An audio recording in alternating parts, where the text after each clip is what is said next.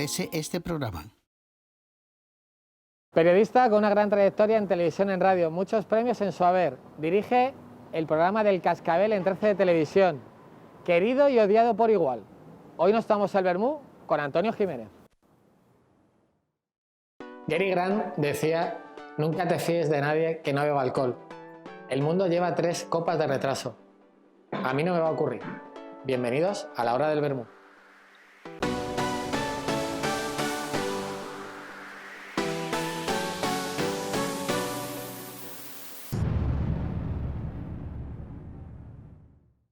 Antonio, ¿qué tal? Muy buenas, Raúl. Hacía mucho que no Encantado nos veíamos, ¿no? de verte y reencontrarte después de mucho tiempo. Antonio, yo lo sé, pero mucha gente no lo sabe. Tú naciste en Siles. ¿Qué recuerdos tienes de tu infancia? Bueno, mi infancia, como se dice en estos casos, fue muy feliz, de verdad. Yo en mi pueblo lo pasé muy bien. Estuve hasta los 8 años aproximadamente, 9 años, luego te contaré por qué. Pero vamos, lo que se hace en un pueblo es disfrutar con tus amigos, recorriendo las calles, jugando. Juegos que ahora desgraciadamente ya no, los niños no. Eso ya no, ahora. No, pues porque evidentemente la televisión ha suplantado y los móviles ahora en este momento sí, han suplantado toda la actividad física que desarrollábamos. Juegos con palos, juegos con piñas, juegos de guerra, lógicamente pues hacíamos nuestras espadas y nos íbamos por aquí, por allá, y luego sobre todo jugando a la pelota en cualquier calle del pueblo. No había coches prácticamente, con lo cual era muy divertido y muy seguro, por cierto. ¡Qué maravilla! Cuando me dices jugar a la pelota en la calle, madre mía. Sí. Oye, ¿tú desde pequeñito tuviste la vocación de ser periodista? O... Sí. ¿Sí? ¿Lo sí, es algo claro? que sí, lo tenía muy claro.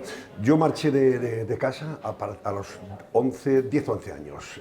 Tuvimos que, claro, en el pueblo no se podía estudiar el bachillerato. No había instituto y teníamos que irnos al colegio e instituto más cercano, que estaba en Baeza, frente a una ciudad preciosa que yo siempre recomiendo a todo el mundo. Baeza y Úbeda son la cuna del Renacimiento en España. Baeza, señores, Baeza. Sí, no, es una maravilla. Esa es la visita imprescindible.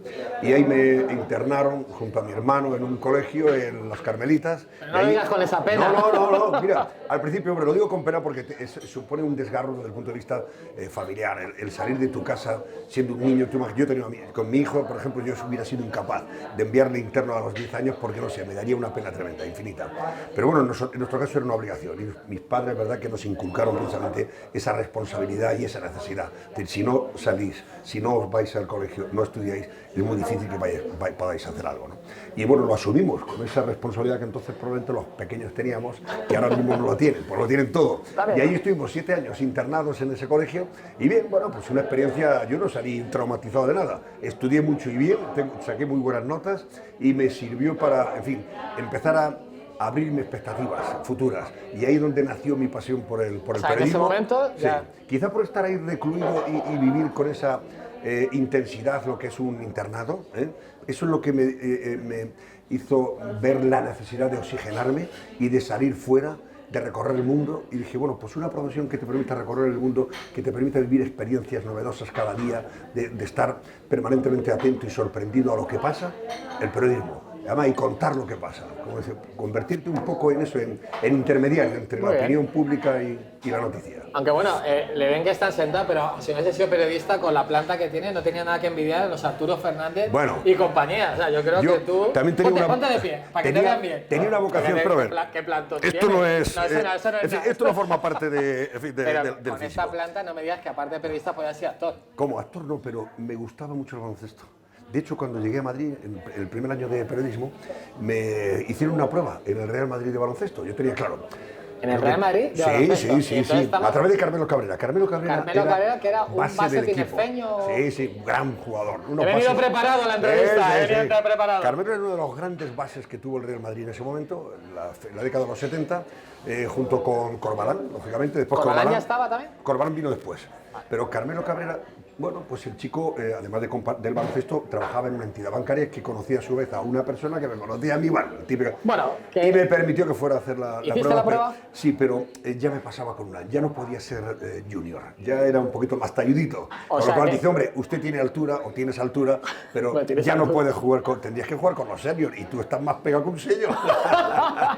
O sea, que un titular puede ser que no fui jugador de baloncesto, Porque me pasaba un año, por un vamos. año. A lo mejor probablemente hubiera, hombre, por lo menos hubiera compatibilizado sin problema, hubiera sido compatible estudiar periodismo y jugar a baloncesto. Para mí hubiera sido la felicidad eterna. Porque en ese momento es que me gustaba mucho. sea, Y de que hecho jugaba en el equipo de la O facultad. sea, que tenemos ahí una espinita clavada con el, Sí, sí. con el baloncesto. ¿De qué posición jugabas? ¿Base, alero? No, yo era entonces, lógicamente, pivot, por mi estatura, claro. En el año 75, los pivots a partir de 1,95 se cotizaban. Bueno, luego ya vinieron los americanos bueno, y nos dejaron pequeños. luego ya, pero... Luego, fíjate, ahora un base ya puede tener 1,95 1,95 sí, perfectamente verdad, y mover la pelota con una habilidad extraordinaria. Eso es verdad, eso es verdad. Sí. Llegas a Madrid, por lo que me cuentan mis fuentes, pasas por todas las radios dejando muy Sí, buen sí. recuerdo. Cadena SER, Onda Cero, Radio Nacional de España, COPE. Oye, una pregunta que me ha hecho mucha gente, amigos tuyos, pero ¿cómo se puede ir a todas las grandes cadenas? ¿Qué hiciste? ¿Tenías que medir 1,95 para...? No, como decía el toro, dice, degenerando. Degenerando. Pero ¿cómo consigues estar en todas? Pues he tenido la dicha, inmensa dicha, ¿verdad?, de haber recorrido todas las radios. Y además, es curioso porque yo, felizmente, nunca me han tenido que abrir la puerta para que me marchara. Todo lo contrario, he sido yo el que daba el paso, quizás porque tenía la necesidad, a lo mejor, de ir... bueno, pues conociendo más experiencias, enriqueciéndome desde el punto de vista profesional, aspirando a más, lógicamente. Yo creo que siempre he dicho que la ambición es legítima en todas las profesiones, siempre que sea, bueno, pues...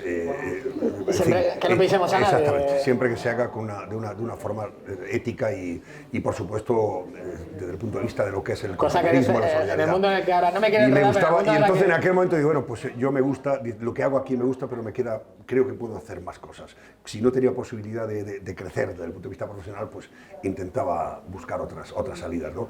Y es verdad que mi etapa en la SER, por ejemplo, fue muy feliz, porque además fue la etapa de la transición total y absoluta, y hice de todo, desde reportero hasta cronista parlamentario, redactor de mesa. Hice viajes oficiales con los reyes, con el presidente del gobierno entonces, con Adolfo Suárez. ¿Quién era? Adolfo Suárez el primero. ¿Tuviste contacto con Adolfo? Sí, tuvimos mucho. Sí. Felizmente el equipo de periodistas que entonces cubríamos esos viajes y también éramos habituales en la Moncloa, tuvimos contacto. Y luego después con Felipe, viajé también, pero menos, lógicamente. Y con los reyes empecé también a viajar y hice, bueno, pues gracias a eso también recorrí, eso satisfizo precisamente mis ansias de conocer el mundo. Y es verdad, lo conoces de aquella manera, porque luego trabajas como un animal. Es verdad que entonces no teníamos las posibilidades de que ahora de un simple teléfono estar aquí tomándonos el vermú.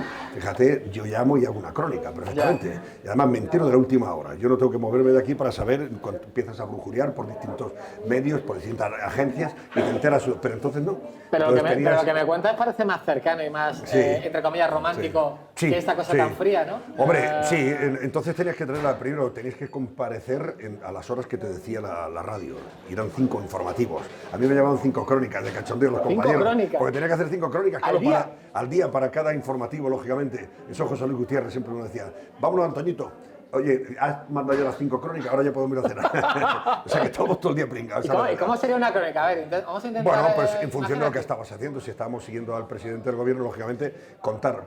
La primera crónica a lo mejor era la previa. Es decir, hoy el presidente se encuentra aquí en tal sitio, tiene previsto, según la agenda, hacer esto, lo otro, iremos a este sitio tal, y esperamos que responda a preguntas, a lo mejor cuestiones de carácter nacional siempre, porque las internacionales probablemente tuvieran menor importancia, y siempre generábamos la expectativa, luego después ya sobre la marcha, en función de cómo se iba desarrollando la visita, pues íbamos comentando, ¿no?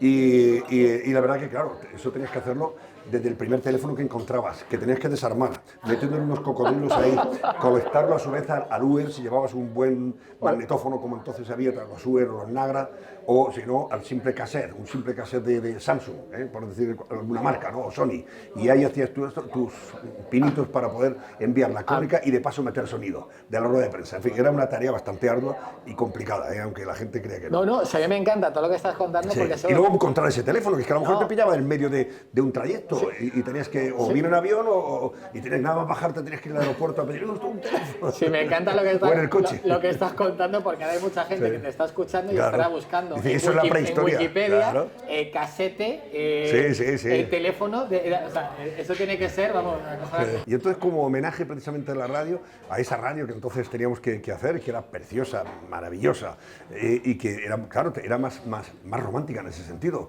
te obligaba a hacer más esfuerzos, no solamente a buscar la noticia y a estar ahí pendiente de todo lo que se movía, sino desde el punto de vista técnico tú te convertías también en una parte importante. Ahora ya lo tienes todo, tú puedes mandar... ¿Puedes decir entonces, Antonio, que ahora hay un periodismo más light o hay menos, No, hay menos periodistas? No, todo lo contrario.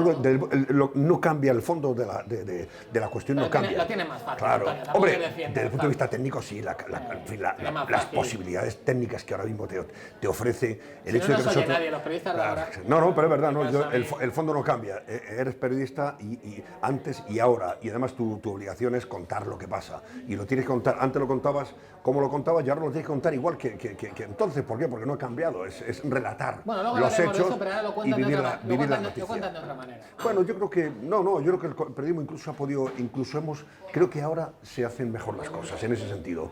Yo ahora, por ejemplo, miro atrás, digo, si yo hubiera tenido, claro, también la experiencia lo que te marca, ¿no? En fin, el punto de inflexión, es decir, yo hubiera tenido no ya las posibilidades del punto de vista técnico que ahora tenemos, sino bueno, también el enriquecimiento que te da la experiencia continua, el día a día. Yo ahora haría las cosas, creo que las haría infinitamente mejor. Pero bueno, oye, aquello se vivió, yo tenía 22 años, 23 años y 24, o sea que todo ese mi momento de transición, yo no había terminado todavía periodismo, ya estaba trabajando. Estaba en tercero de periodismo cuando ya estaba en la SER. Bueno, pues perdimos un pívot de Real Madrid y ganamos un periodista de raza. Sí, claro. Bueno, por lo menos tengo que agradecer a la vida que en ese sentido sí creo que he tenido suerte. Y también, hombre, siempre recomiendo a todos los periodistas en ciernes y de cualquier profesión, a cualquier joven, como le digo a mi hijo siempre, digo, esto no cae en fin, hay que trabajárselo. Hay que trabajárselo. La suerte hay que encontrarla justo trabajando. O sea, que tengas suerte, pero, oye, que nadie diga que en fin, te ha llegado a casa. No. Has estado trabajando y en ese momento se ha producido el hecho que tú estabas esperando, porque te has esforzado, porque has hecho más que otros, porque has considerado que en lugar de marcharte de vacaciones era más interesante hacer unas prácticas y creías que era más productivo, y esas cosas se valoran siempre. Y la vida te devuelve lo que das, muchas veces. Y ahora Antonio, ya después de toda esta ruta, llegas al Cascabel, la etapa de Intereconomía, ahora de televisión. Ahora con el Cascabel, ¿estás donde tienes que estar? ¿Estás a gusto? ¿Estás haciendo lo que quieres? Sí, vamos a ver. Yo ahora suelo decir, cuando me preguntan sobre mi formación en la radio y mi etapa ahora televisiva, que suelo estar, en estos momentos estoy casado con la televisión, porque es lo que hago en el día a día, efectivamente, al medio en el que trabajo, pero mi novia sigue siendo la radio. O sea, mi pasión por la radio no ha terminado nunca. Es verdad que fueron 11 años en la SER, 11 años en COPE, 3 años en Radio España, otros 2 años en Onda Cero, 3 años en Radio Nacional de España, en fin, luego también Radio Intereconomía, también empecé también la radio, y claro, eso no desaparece ni mucho menos, ese pozo va a estar perenne, ¿no? Siempre en mí. Y claro, a mí cuando me dicen, ¿te gustaría volver? Digo, yo estaría encantado de volver a la radio, me gusta mucho la radio, pero es verdad que también ¿Te gusta más que la televisión? En unas cosas sí, me gusta la radio porque la televisión es más, digamos que es más impostada. El hecho mismo de tener que vestir de una manera, de estar presente delante de la cámara desde el punto de vista formal, más rígido, más encorsetado, aunque es verdad que ahora la televisión que se hace también en ese sentido también ha evolucionado, es más natural, ¿no? Yo la televisión más natural. Más natural. Pero bueno, el hecho mismo de que tengas que maquillarte, el hecho mismo de que tengas que peinarte, el otro, la camisa. Me estás contando entonces la pereza del previo. Sí, todo lo que es la pereza. Una vez que ya está, es como cuando sales de fiesta, sí. ¿no? Pero luego, sin embargo, no. Pero luego tú estás en televisión, y además en un programa informativo que tiene que estar pendiente de la actualidad. Yo en la radio pues estaría no solamente entrevistándote a ti por cualquier motivo, sino que mientras que tú estás hablando, yo estaría hablando con el realizador, estaría hablando con el técnico de sonido, porque a lo mejor podría estar perfectamente con la productora o el productor diciéndole, claro, dice, oye, llámame a busca esto no me gusta, haz esto, y puede estar perfectamente sobre la marcha, enriqueciendo el programa y ajustando todo lo que necesitas para que las cosas vayan mucho mejor e incluso el programa sea mucho más atractivo. En la televisión tiene que estar como en misa, en ese sentido. Pues no quiero que estés como en misa. Mientras me leo la siguiente pregunta, tómate una copa. Oye, por cierto, está buenísimo, ¿eh? Tómatelo, que si no voy a aparecer yo... Mira, Raúl, te voy a decir una cosa. En mi casa los hago así, igual yo. Bueno, vamos a ver, que me salto ya todas las preguntas al guión. ¿Que tú te haces vermut en casa? Me encanta. ¿También? ¿Te encanta el vermut? Sí. Últimamente, bueno, no sé si se pueden decir marcas. Dilo. Yo tomo Dilo. uno. Estamos en, de Bueno, momento este, estamos- no, podemos decir. más que una marca, es uno que me envían de Málaga que me encanta. ¿Cómo se llama? Venga. Es que no recuerdo el nombre, porque es muy artesanal. Me lo envía mi hermano de Málaga. Pero tiene ¿Cómo ese se llama tu punto de hermano? Francisco Javier. Francisco Javier, 2 cajas la Dos- próxima. Una para Antonio y otra para mí. Y tiene una singularidad que es verdad que tiene ese toque y esa impronta de la naranja. Está muy presente, por ejemplo, en ese vermú. Luego, claro, tiene... aquí, ¿cuántas variedades tenéis? Más de 180. Claro, yo soy más... En Pero fin, este soy muy básico. Este que te estás tomando, Sí, sí. en concreto, es un Petroni. Petroni, claro, también bueno. lo he probado. Ah, Este lo- gallego, sí, ¿verdad? exactamente. Tiene, por ejemplo, un atractivo especial porque creo que lleva albariño y godello, ¿no? Exactamente. Y es maravilloso, sí, también lo he Madre probado. mía, No sé, alguna... Pero bueno, Tengo cierto Antonio, conocimiento de la cosa. Antonio, bueno. Sí. Bueno, ahora que ya estás más relajado, tómate otro solo porque para Sí. esta pregunta tengo que tomar otro solo. Oye, Metémoslo pedorro. no, yo creo que la experiencia que tú tienes en política, esto es una pregunta que he hecho a todos los que han pasado. Tú relájate y disfruta Sí. del viaje. Simplemente es que me des unas notas de unas personas que te voy a nombrar. La gente digo, oye, don Mariano, Rajoy, vamos a por las notas. ¿Qué notas le podemos dar a Mariano por su etapa la que ha pasado por España? ¿Qué nota le podemos dar? Pues mira, yo le daría una nota, desde el punto de vista de lo que es la gestión, lo que hizo desde el punto de vista económico, le podría dar perfectamente un 9 o un 10. 9... Sí, un 9, un sobresaliente Un 9 cum laude, matemático. incluso. Muy Desde bien. el punto de vista económico, estoy hablando de la Matemática. situación que hereda en un Sí, país no. que estaba al borde de la quiebra. Eso, a veces nos olvidamos de eso. No. Y hay gente que te dice, claro, es que como era amigo de este tal, pues probablemente lo pondere de esa manera. No. Yo tuve, igual que otros colegas, tuvimos la oportunidad de charlar aquellos años estamos hablando del 2012, 2013, Sí, exactamente. durísimos, con la crisis financiera crisis más financiera terrible que ha más- vivido España, por lo menos que nosotros hemos vivido y que conocemos. Y cuando salí de la Moncloa, después de aquellas conversaciones, de aquellos encuentros para ponerte un poquito al día de lo que estaba pasando, de verdad que la primera idea que te llega a la cabeza es: si puedo me voy de este país ahora mismo, porque esto se va a la ruina. O sea, si puedo me marcho porque no veo salida. Esto puede irse al garete todo, absolutamente todo.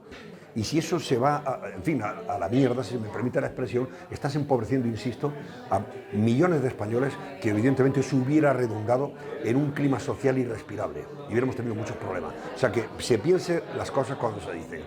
No estamos hablando de rescatar al señor Botín, que no hubo falta, o rescatar al señor Gorigolzarri, no, el Consejo de Administración de tal o de cual, no. Se rescató el dinero de millones de españoles que los hubieran perdido inevitablemente. Por lo que intuyo, ¿crees que con Mariano Rajoy no se ha sido nada justo? Por lo que- No, en el tema económico no, creo que no ha sido justo. Luego en el tema político, luego en el sí tema político? tiene muchos déficits. A mí personalmente, fíjate, siendo una persona a la que conozco y con la que he tenido contacto desde el punto de vista periodístico, hemos tenido, pero a eso sí que se lo hemos criticado. Yo creo que ha gestionado mal, no hizo política, no supo hacer política. Entonces, ¿qué nota le pondríamos? En política le daríamos un 5, 5 pelado. 5 pelado. Sí, 5 ¿La pelado. aprobamos entonces? Sí, se equivocó. Llamamos ahora al alumno a Pablo Iglesias. Pablo Iglesias, pues mira, te voy a decir una cosa, políticamente es impecable. Creo que es un político en estos momentos que cumple perfectamente con sus objetivos. A mí personalmente está en la antípoda de lo que yo pienso y de lo que yo creo que debería tener España como vicepresidente, pero reconozco que para los suyos es un político que le tienen que dar un sobresaliente también. Ha conseguido lo que pretendía, que era llegar al gobierno. Hace 3 años nos dicen que Pablo Iglesias va a estar en el gobierno y no te lo creen ni tú, ni yo, ni nadie. Y él está ahí. ¿Pero qué nota le das? Pues sí, yo política, desde el punto de vista político, como político profesional, le puedo dar perfectamente un sobresaliente. Santiago Abascal. Santiago Abascal, pues hombre, personalmente me cae muy bien. Y me cae bien porque lo conozco. Es que no es igual que a Pablo Iglesias. Compartí con él 2 o 3 tertulias. No tengo nada en contra desde el punto de vista personal, por supuesto, como puedes imaginar. Y le he dado un sobresaliente. A Santiago Abascal personalmente le doy un 10 porque creo que es buen tipo. Y además él me ha premiado a través de su fundación, la Fundación de Naes, que él presidía. Me dio el premio Libertad de Expresión en aquel momento de defensa de la unidad de la nación española y que tengo a gala de reconocer y sobre todo de exhibir. Pero creo que políticamente debería amortiguar un poco los impulsos y los discursos, ser un poquito más moderado. Creo que tiene que Vox inevitablemente tiene que converger con el Partido Popular. Ya sé que esto lo digo y la gente de Vox rechina, ¿no? Pero creo que van a tener que converger si realmente quieren algún día gobernar de nuevo España el centro derecha. Pues mira, Pablo Casado, se sienta el uno. Pablo Casado, pues mira, también amigo y personal. ¿Por qué? Porque Pablo Casado empezó las tertulias conmigo, en El Gato al Agua, en Intereconomía y luego también en El Cascabel. Pero sobre todo en El Gato al Agua, él nunca había aparecido por un plato y él siempre lo agradece, pues como se formó, como se han formado, como Albert Rivera, por ejemplo, como Albert Rivera, que también empezó en El Gato al Agua, como el propio Pablo Iglesias, también en parte ya tenía otras tertulias, pero también iba al Gato al Agua, o sea que es complicado porque él hereda un partido en una situación muy delicada. De 137 diputados pasa a 66 o 67, ¿no? Y claro, no se le puede achacar a él esa responsabilidad cuando llevaba 2 meses al frente del partido. Pasaron muchas cosas, cambió la situación, hubo un quebranto anímico y político en el seno del PP con la moción de censura de Pedro Sánchez y claro, él asume un legado muy complicado de gestionar. Pedro Sánchez, reconozco su habilidad y su empeño y su obstinación para superar, en fin, traumas políticos y para venirse arriba después de todo lo de todos los contratiempos. Es una persona que ha estado fuera y ahora es presidente. Por eso. Si tú me preguntas, dice, ¿qué le darías desde el punto de vista de lo que es el esfuerzo, la ilusión por llegar y la ambición? Un 10. Bueno, la ambición es un 10. Un 10, por eso, pero en su caso, fíjate, la ambición siendo legítima sí que hay que ponerles muchos peros, porque tú no puedes estar prometiendo lo que luego no cumples, tú no puedes estar engañando permanentemente.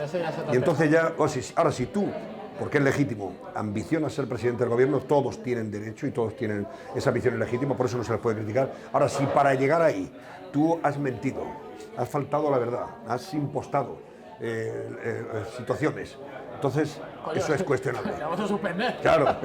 Por suspenso. Pero bueno, ahora, si tú me dices, ¿qué le valoras? Digo, pues hombre, el hecho de que cuando estaba muerto resucitó y llegó a los cielos de la política. Y en ese sentido, pues también hay que darle un 10. ¿Y su compi de pupitre, Gabriel? Bueno, Gabriel Rufián, desde el punto de vista político, es un fiasco, pero bueno, está cumpliendo un cometido dentro del separatismo. Es él estrenó y fue el adalid del llamado gamberrismo político. Ahora ya se ha revestido de cierta formalidad o formalismo, perdón, porque, en fin, están en tareas de gobierno, porque forman parte fundamental y esencial de la gobernabilidad de España, y ahora está mucho más moderado. Pero a evidentemente nunca lo aprobaré, porque lo que persigue es todo lo contrario de lo que creo que deseamos la mayoría de los españoles, que es la cohesión y la unidad territorial. Ahora que me hablas que me da pie hacerte esta pregunta, ¿tú no crees que en los últimos tiempos, bueno, lo que estamos viendo en el Congreso, no sería mejor llevándonos todos a un deluxe, con el poli de Conchita y todo, porque creo que todo es un poco espectáculo ya, ¿no? Es un poco de luz, ¿no, Antonio? Bueno, ahora mismo estamos en periodo de asentamiento. La legislatura lleva apenas un mes y entonces todavía esto tiene que evolucionar. Tenemos que saber por dónde van a ir las cosas. Yo creo que hay que tener paciencia en política. El político un año es una eternidad. Lo que hoy está pasando dentro de un mes... No, eso te doy la razón, No tiene a lo mejor no tiene nada que ver. O sí, o a lo mejor es más de lo mismo, ¿no? Pero normalmente es verdad. La experiencia nos dice que hay que saber esperar, que hay que tener paciencia, ir haciendo las cosas bien y siempre atentos.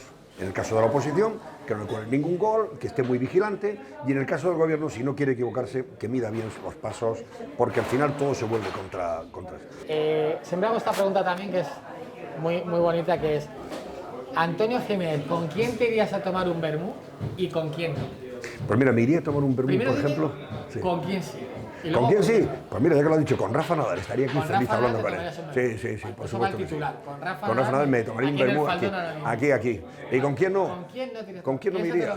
No sé, pues por ejemplo no sé, es que sería imposible tomarme un vermú, por ejemplo, con alguien de Bildu, por ejemplo. O sea, no. ¿Con alguien en particular? No sé, Otegi, por ejemplo. ¿Con Otegi? O sea, con ese ni vamos, ni a coger una herencia. O sea, que con Otegi, aquí abajo, nunca, jamás. Con esa gente jamás. No me iría a tomar ningún vermú. Exactamente. Vale. ¿A qué paraíso te irías tú a tomar tu menú? Imagínate, yo me iría a este destino de España a tomarme un vermú y sería el hombre más feliz del mundo. ¿A tu Baeza? Bueno, en Baeza, por supuesto, soy feliz cuando la visito. Otro sitio que no fuera Baeza, bueno, yo suelo irme todos los veranos a Santipetri, en Chiclana, y la verdad que soy muy feliz también ahí en la Barrosa, en la playa de la Barrosa. ¿Por qué? Porque ahí me tomo algunos vermús, efectivamente, en el puerto de Santa María, voy a Puerto Real, a Cádiz, Conil, en fin, recorro toda la zona y me gusta mucho disfrutar del ambiente veraniego de esa costa gaditana. Pues nada más, Antonio, muchas gracias por venir al Templo del Vermú, aquí en la hora del Vermú, en calle Fernán González 48. Esta es tu casa, este es tu amigo. Y muchas gracias, Raúl. Vale, Antonio. Será un placer repetirlo. Un placer. Un abrazo.